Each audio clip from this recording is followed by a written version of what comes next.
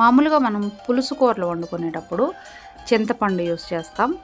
చేపల పులుసు అయినా, పప్పులో వేసుకోవాలన్నా, కోడిగుడ్డు పులుసు అయినా, ఏదైనా వెజిటబుల్స్తో చేసే పులుసు అయినా చింతపండు ఎక్కువగా వాడుతూ ఉంటారు.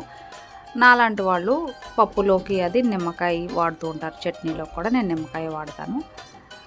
ఈరోజు వీడియోలో చింతకాయలు, అది కూడా పచ్చి చింతకాయలతో రెసిపీ చూపిస్తాను. ముందుగా ఒక ప్యాన్లో ఆయిల్ వేసుకొని చిన్ని ముక్కలు ఉల్లిపాయలు కోసుకొని అందులో వేసి బాగా వేయించిన తర్వాత అందులో టొమాటో పీసెస్ కూడా వేసి కొంచెంసేపు మూత పెట్టండి.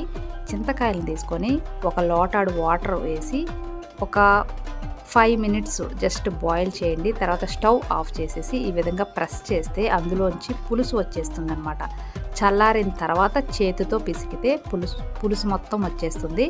అప్పుడు దాన్ని ఒక గిన్నెలో పోసుకొని ఉంచుకోవాలి. ఈలోపు మూత తీసి బాగా టమాటా ముక్కలు వేగిపోయాయి కాబట్టి అందులో తగినంత ఉప్పు, కారం వేసుకుంటే అల్లం వెల్లుల్లి మసాలా వేసుకోవచ్చు.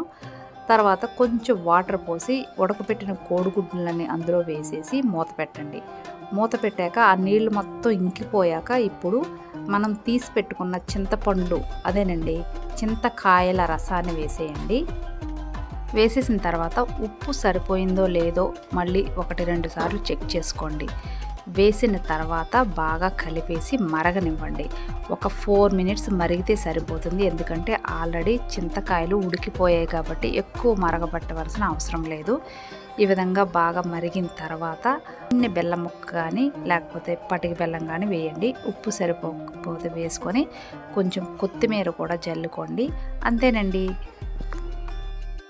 రుచికరమైన చింతకాయ కోడిగుడ్డు పులుసు రెడీ అయిపోయింది. కోడిగుడ్డు మాత్రమే కాదండి, చేపల పులుసు, పప్పు, చట్నీలు ఏదైనా సరే ఈ పులుసుతో చేసుకోవచ్చు. డిఫరెంట్గా ఉంటుంది, టేస్ట్ చాలా బాగుంటుంది. నాకైతే భలే నచ్చింది ఆ ఫ్లేవర్. మీరు కూడా తప్పకుండా ఒకసారి ట్రై చేసి నాకు కమెంట్ చేయండి. Thank you for watching.